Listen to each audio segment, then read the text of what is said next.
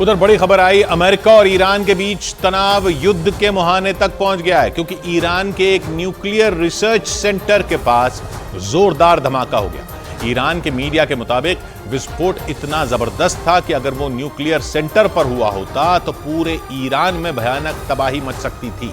Iran के media के मुताबिक धमाके के पीछे इजराइल या अमेरिका का हाथ होने की आशंका जताई गई। न्यूक्लियर रिसर्च सेंटर के पास विस्फोट के बाद से ईरान अपने दुश्मन नंबर 1 इजराइल और अमेरिका पर बुरी तरह भड़का हुआ है।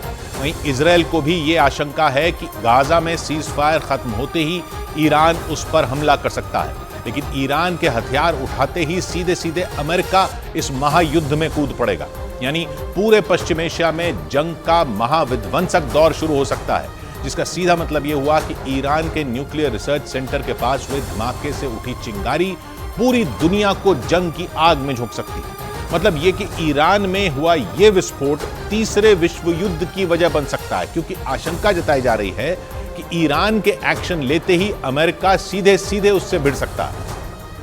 और इसी वजह से आशंका जताई जा रही है कि इजराइल और हमास की जंग की वजह से दो खेमों में बंट चुकी दुनिया में तीसरे विश्व युद्ध का शंखनाद हो सकता है, क्योंकि गाजा पर हमलों की वजह से इजराइल पहले से ही मुस्लिम देशों की आंख में कांटे की तरह चुभ रहा है। ईरान, लेबनान, सीरिया और यमन जैसे देश तो कई बार सीधी जंग की धमकी भी दे चुके हैं, लेकिन इन सभी देशों को पता है कि इजराइल की तरफ आंख उठाने से पहले उसके दुश्मनों को अमेरिका से निपटना पड़ेगा। क्योंकि न सिर्फ हमास के साथ जंग में, बल्कि अमेरिका लंबे वक्त से इजराइल के पीछे चट्टान की तरह खड़ा है और दुश्मनों से निपटने के लिए इजराइल को हर तरह की मदद पहुंचाता है। लेकिन खबरों के मुताबिक मध्य ईरान के इस्फहान न्यूक्लियर रिसर्च सेंटर के पास धमाका करके अमेरिका और इजराइल ने ईरान के सीने पर ऐसी चोट दे दी जिससे ईरान समेत उसके करीबी देश बुरी तरह तिलमिला गए। और इसी वजह से ईरान को शक है कि अमेरिका और इजराइल ने मिलकर उसके न्यूक्लियर रिसर्च सेंटर के पास धमाके को अंजाम दिया। खबरों के मुताबिक अमेरिका की धमकियों को दरकिनार करते हुए ईरान परमाणु हथियार बनाने में जुटा है। इसी वजह से अमेरिका उसे किसी भी कीमत पर सबक सिखाना चाहता है, जबकि ऐसी कई वजह हैं जो ईरान के न्यूक्लियर रिसर्च सेंटर के पास विस्फोट में इजराइल का भी हाथ होने की तरफ इशारा करती है, क्योंकि ईरान इजराइल का कट्टर दुश्मन है। अमेरिका की तरह इजराइल भी लंबे वक्त से आरोप लगाता रहा है कि ईरान दुनिया की नजरों से छिपकर परमाणु बम बनाने में जुटा है, जिसका इस्तेमाल वो उसके खिलाफ कर सकता है। इसलिए वो कभी नहीं चाहता कि ईरान के हाथों परमाणु बम आए। ईरान का परमाणु कार्यक्रम इजराइल के लिए सबसे बड़ा खतरा है। इजराइल को शक है कि सिर्फ 7 दिन के अंदर ही ईरान एक साथ 3 परमाणु बम बना सकता है। इस बात की आशंका अमेरिका और संयुक्त राष्ट्र की रिपोर्ट में भी जताई जा चुकी है, क्योंकि इजराइल को डर है कि अगर ईरान के हाथ में परमाणु बम आ गया तो सबसे पहला हमला वो उस पर ही करेगा।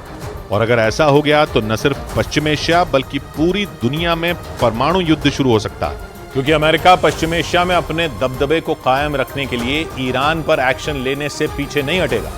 खबरों के मुताबिक गाजा पर इजराइल के हमलों के दौरान पश्चिम एशिया के अलग अलग देशों में चरमपंथी संगठनों ने अमेरिका के ठिकानों पर जबरदस्त हमले किए और उन हमलों में अमेरिका को भारी नुकसान हुआ। न्यूज एजेंसी रॉयटर्स के मुताबिक अमेरिका ने सीरिया और इराक में अपने ठिकानों पर हमले के पीछे ईरान का हाथ बताया था और खबरों के मुताबिक अमेरिका किसी भी कीमत पर ईरान को उसके किए की सजा देना चाहता है और ईरान के न्यूक्लियर रिसर्च सेंटर के पास हुए विस्फोट को भी अमेरिका के गुस्से का नतीजा बताया जा रहा है। एक दूसरे के कट्टर दुश्मन अमेरिका और ईरान में कई दशक से पश्चिम एशिया में वर्चस्व की जंग छिड़ी है, क्योंकि पश्चिम एशिया में अमेरिका के दबदबे के लिए ईरान ही सबसे बड़ी चुनौती है।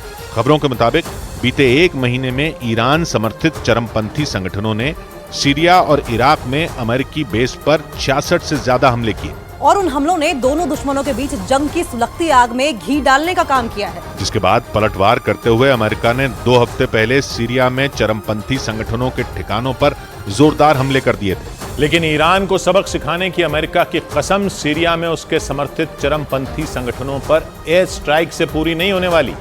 और खबरें तो ये भी हैं कि पश्चिम एशिया में भड़की जंग का दूसरा चैप्टर गाजा में इजराइल का सीज फायर खत्म होने के बाद शुरू हो सकता है, क्योंकि न्यूक्लियर रिसर्च सेंटर के करीब धमाके के बाद ईरान का पारा चढ़ गया, तो वहीं अमेरिका ने भी ईरान को घेरने का विध्वंसक प्लान तैयार कर दिया।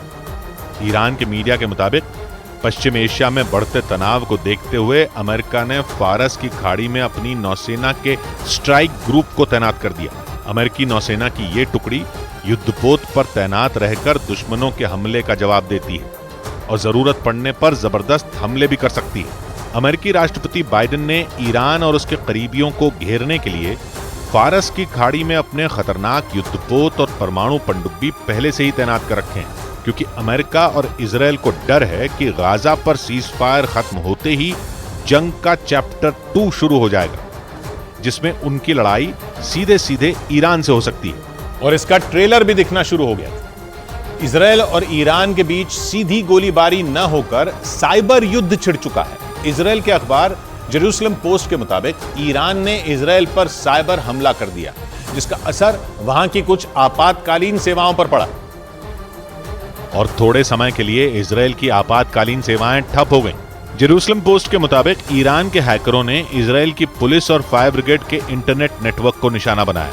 इजराइल ने जानकारी दी कि ईरान के साइबर अटैक के बाद थोड़े समय के लिए इन आपातकालीन सेवाओं की फोन लाइनें बंद कर दी गईं।